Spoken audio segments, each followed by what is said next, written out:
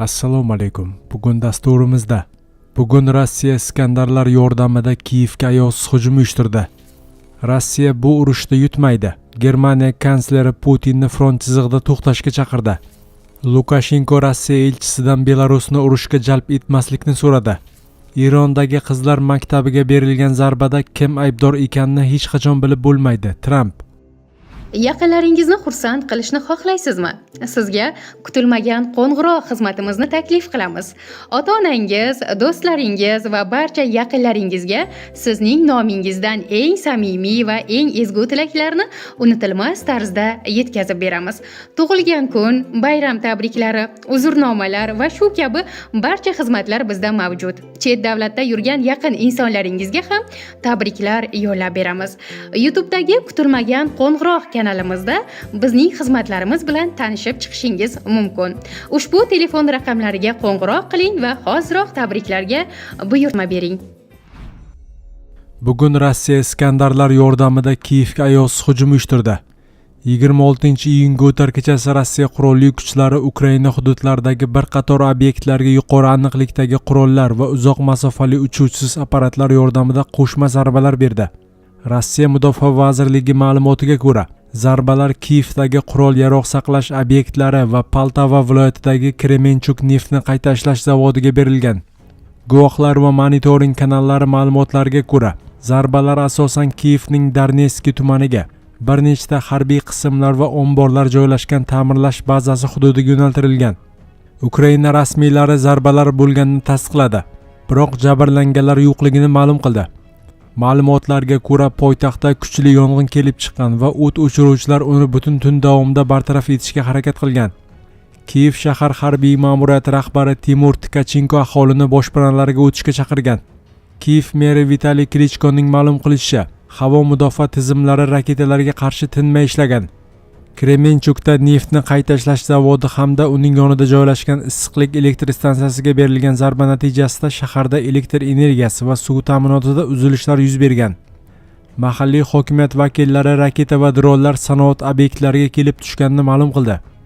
Manbalarga ko'ra, hujum vaqtida Iskandar M ballistik raketalari va 15 dan ortiq Geran 2 uchuvsiz apparatlardan foydalanilgan. Rossiya Mudofaa vazirligiga ko'ra, 20-26-iyun kunlari oralig'ida Ukraina harbiy infratuzilmasiga qarshi jami 5 marta guruhli zarbalar amalga oshirilgan. Vazirlik bu hujumlarni Rossiya hududidagi fuqarolik obyektlarga qarshi Ukraina tomonidan uyushtirilgan terrorchilik hujumlariga javob deb atagan. Rossiya bu urushda yutmaydi. Germaniya kansleri Putinni front chizig'ida to'xtashga chaqirdi. Germaniya kansleri Friedrich Merz urushni tugatish uchun Rossiyani front chizig'ini muzlatishga chaqirdi.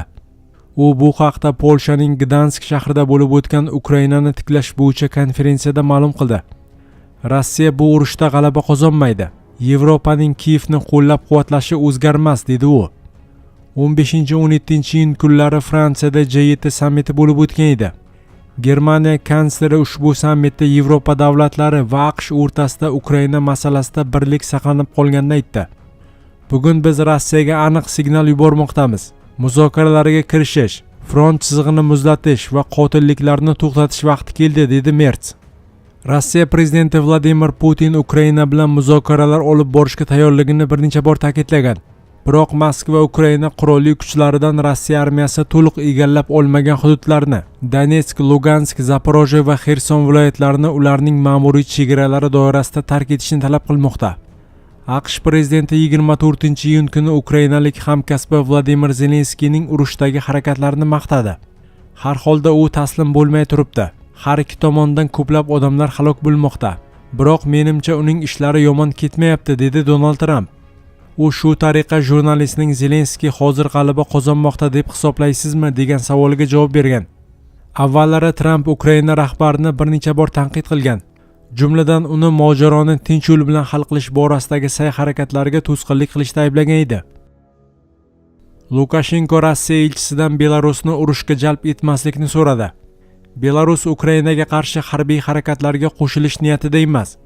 Bu haqda mamlakat prezidenti Aleksandr Lukashenko Rossiya elchisi Boris Grizlov va Moskva viloyati gubernatori Andrey Vorobyov bilan uchrashuvda ma'lum qildi. Shu tariqa Lukashenko ilk bor Belarusni mojaroga jalb etishga urinishlar bo'layotganini ochiq tan oldi. Urushga aralashish kerak emas. Bu yerda go'yoki Boris Vyacheslavyich bizni urushga tortish uchun jarayon boshlagandek. Bizni bunga undash kerak emas, dedi Lukashenko Grizlevga murojaat qilib. Bu so'zlar aynan elchiga qaratilgan. Ammo Rossiyaning TASS agentligi o'z reportajida ushbu gaplarni e'tiborsiz qoldirgan.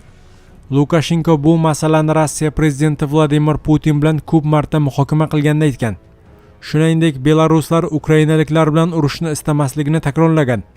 Lukashenko Rossiya mintaqalariga, jumladan Moskva viloyatiga iqtisodiyot hamda xavfsizlik sohasida yordam berishga tayyorligini bildirib, o'zining rad javobini yumshatgan. 23-iyun kuni The Wall Street Journal gazetasi Rossiya Ukrainaga qarshi yangi front ochish maqsadida Belarus hududidan foydalanishni talab qilib, Lukashenkoga bosimni kuchaytirgani haqida yozganda, Rossiya qo'shni davlatdan NATO mamlakatlariga qarshi ommaviy dron hujumlari va gibrid operatsiyalar uyushtirishda foydalanish imkoniyatini ko'rib chiqayotgani aytilgan. Bu borada 2026-yil boshidan beri Belarusga bosim o'tkazilayotgani, muzokaralarni esa Rossiya elchisi olib borayotgani ma'lum qilingan. Fransiya prezidenti Emmanuel Macron may oyida Lukashenkoga qo'ng'iroq qilib, uni urushga qo'shilmaslik bo'yicha ogohlantirgan edi.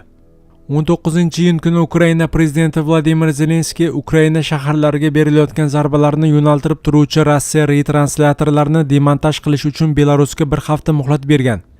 24-iyunga kelib Zelenskiy ushbu retransляtorlar 22-iyundan boshlab ishlashni to'xtatganini aytgan.